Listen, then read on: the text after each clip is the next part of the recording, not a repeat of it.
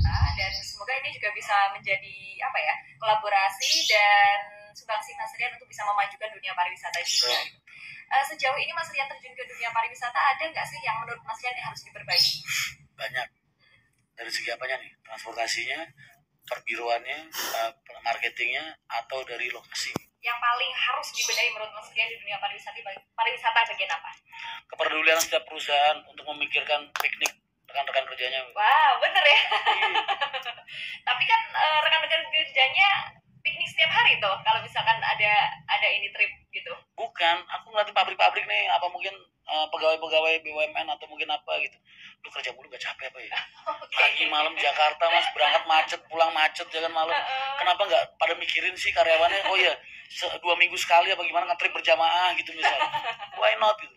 Bener-bener, jadi biasakan healing gitu ya. Iya, budaya healing kalian tingkatkan lah. Biar gak stres. Iya, benar-benar. Setuju nih, setuju. Mohon maaf, bos saya mana ya? Bos saya semoga denger ya.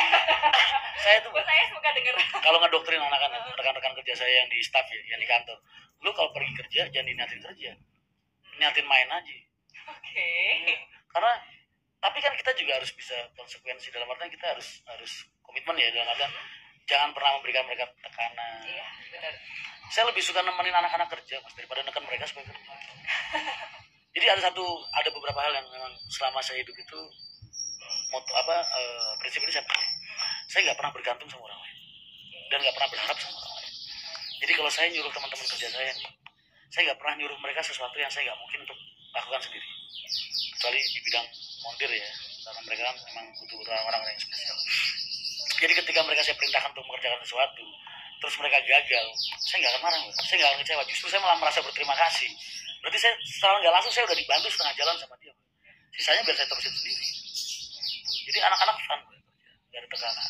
Mereka kerja, yang penting kerjaan beres, habis itu mau pada tiduran di sofa, mau pada ngapain, silakan. Itu dulu pada era saya.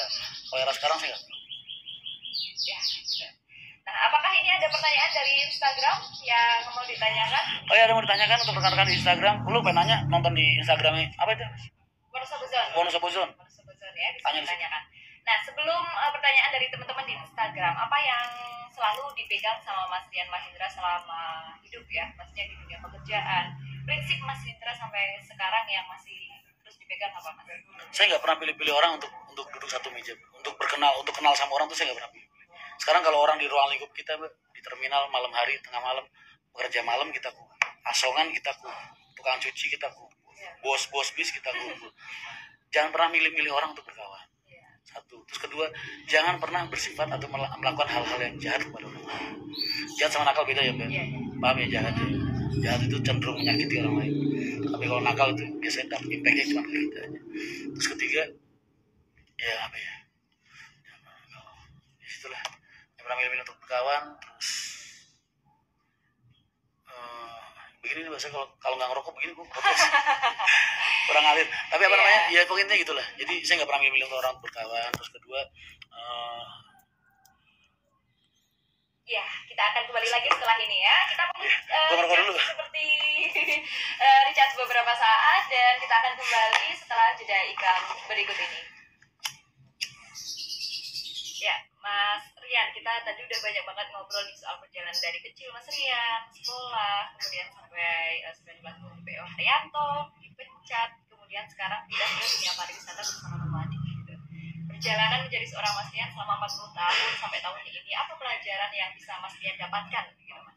40 tahun sih 28. Oh ya, 28 ya, mohon maaf. Apa yang saya dapatkan? Apa yang saya dapatkan?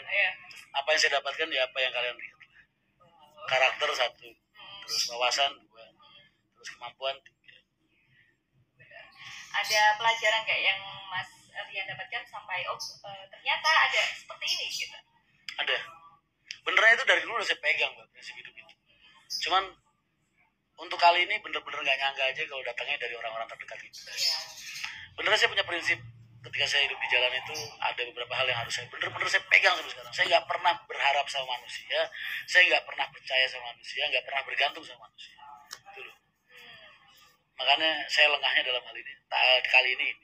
Karena emang itulah kenapa pengkhianatan itu terasa menyakitkan, karena kan datangnya bukan dari orang-orang yang, bukan dari musuh-musuh kita, tapi dari orang-orang yang kita sayangi.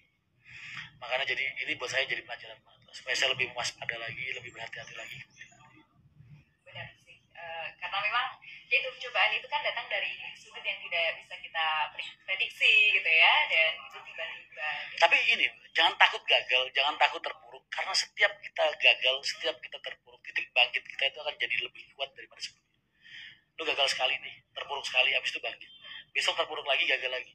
Kebangkitan kalian kali itu jauh lebih kuat dari kebangkitan kalian.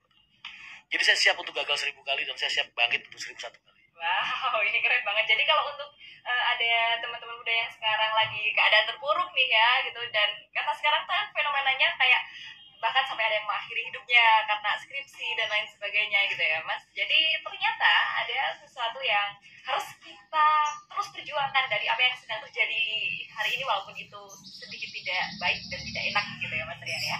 Dan akhirnya seperti yang Mas Rian sampaikan, dia juga berhasil menemui, bertemu dengan kapal baru yang siap untuk Mas Rian apa ya, kembangkan seterusnya. Mungkin closing statement dari Mas Rian untuk menyapa pendengar Pesona, Wonosobo Zone, teman-teman di Wonosobo dan lain sebagainya, Mas. Saya nggak bisa ngasih statement apa-apa. Saya biasa mendoakan orang di setiap akhir vlog saya. Saya berdoa mudah-mudahan aktivitas kalian setiap hari diberikan kelancaran oleh Allah Subhanahu Wa Taala. Rezeki kalian diberikan kelancaran, keberkahan. Terus kalian, keluarga kalian dan orang-orang yang kalian sayangi diberikan kesehatan, keselamatan dan perlindungan selalu. Pesan saya cuma satu, selalu berusaha jadi orang baik dan selalu menyebarkan kebaikan kepada siapapun juga orang-orang sekitar kalian. Terima kasih banyak Mas Rian udah mampir ke podcast Pesona FM Wonosobo dan juga Wonosobo Zone. Semoga apa yang direncanakan, apa yang akan dikerjakan bisa memberikan manfaat untuk Mas Rian sendiri dan orang-orang sekitar pastinya ya. Gitu. Nah, gimana nih? Udah terjawab ya pertanyaan teman-teman ya? Maksudnya kalau tema hari ini Mas Rian apa kabar? Udah terjawab, Mas Rian baik, Mas Rian oke, Mas Rian masih kayak dulu gitu. Gak ada yang berubah dari Mas Rian, dan Mas Rian tetap akan menjalankan bisnis, menjalankan usaha dengan kepribadian Mas Rian seperti ini, pola pikir Mas Rian seperti ini. Jadi tunggu kejutan yang lain, dan pastinya juga tetap pantengin terus vlog-vlognya Mas Rian karena akan terus memberikan edukasi mengenai banyak hal. Yang saya tinggalkan kan cuma seragam saya. Waduh, bukan keren. Bukan hati dan jiwa saya. Iya.